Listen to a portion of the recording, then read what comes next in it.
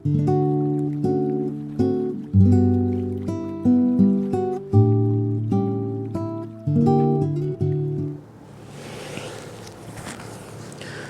yang kasih Tuhan, kita tahu bahwa Paskah biasanya identik dengan film The Passion of the Christ. Sebuah film yang disutradarai oleh Mel Gibson yang juga sempat booming mulai tahun 2004 hingga saat ini di kalangan umat Kristiani. Bahkan setiap kali menjelang Paskah, kebanyakan dari gereja-gereja juga akan mengambil cuplikan beberapa adegan yang menyayat hati dari film ini. Dengan tujuan apa? Untuk menggambarkan betapa hebatnya penderitaan yang dialami oleh Tuhan Yesus di atas kayu salib pada waktu itu. Dan tak jarang banyak di antara kita yang juga mulai menitikkan air mata ketika melihat Tuhan Yesus yang diperankan oleh Jim Caviezel itu dihukum dan dicambuki oleh serdadu Romawi. Jemaat yang dikasih Tuhan, Alkitab mencatat bahwa rasa ngeri dan isak tangis para pengikut Yesus juga mengiringi perjalanan Yesus ketika menuju ke Golgota pada waktu itu.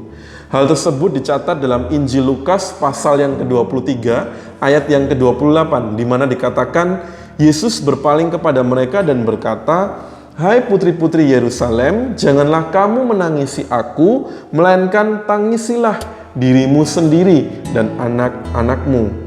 Dalam hal ini Yesus menegur mereka untuk tidak menangisi pribadi Yesus sendiri, tetapi katakan tangisilah dirimu sendiri seperti yang ditegaskan dalam ayat yang ke-28.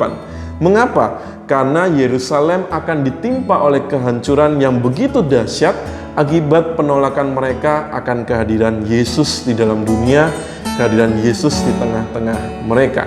Bahkan dalam ayat 29 dikatakan sebaliknya seorang ibu mandul yang oleh bangsa Israel dianggap hina dan dianggap kena kutuk, justru merekalah yang akan mensyukuri keadaannya sebab ia tidak perlu lagi melihat penderitaan anaknya dalam masa-masa sulit tersebut.